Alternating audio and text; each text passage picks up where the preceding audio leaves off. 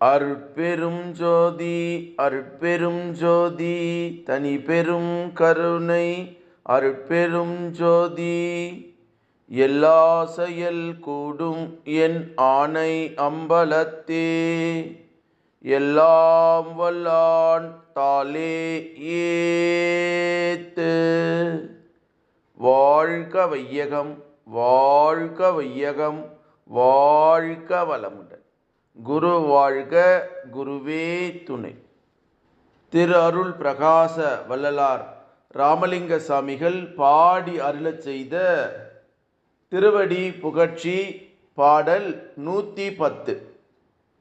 எவ்வண்ணம் வேண்டுகினும் அவ்வண்ணம் அன்றே இறங்கி இழுந்து அருளும் பதம் என்று வள்ளல் பெருமான் பாடக்கூடிய ஒரு அற்புதமான திருவடி புகழ்ச்சி பாடல். இதனுடைய உரை விளக்கம்.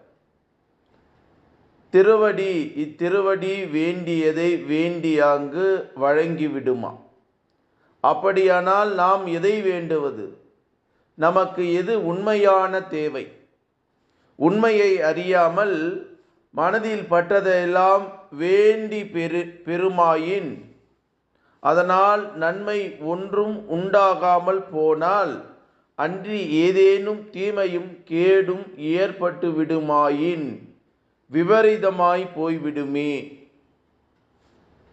என் செய்வது?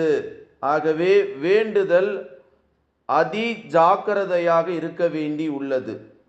எவ்வளவுதான் முன் யோசனை செய்து தீர்மானித்து எதை வேண்டினாலும் அதனால் முழுமையான நன்மை ஏற்படும் என சொல்ல முடியாது.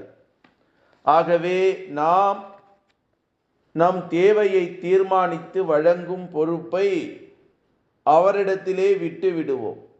அவருடைய திரு அருள் எதுவோ, எது நமக்கு நல்ல நன்மையும் தந்து என்றும் நல்லின்ப வாழ்விலே விளங்கச் செய்யுமோ அதனை வழங்கி அருளட்டும் என அவரிடத்திலே உண்மையோடு விண்ணப்பித்து கொள்ளுவது நலமாம்.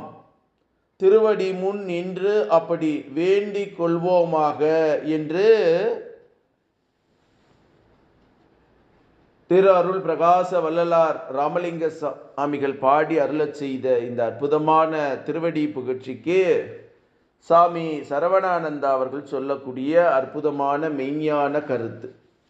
இந்த திருவடி புகழ்ச்சி அகவல் சொல்லல, திருவடி புகழ்ச்சியுடைய பாடல் பாருங்க.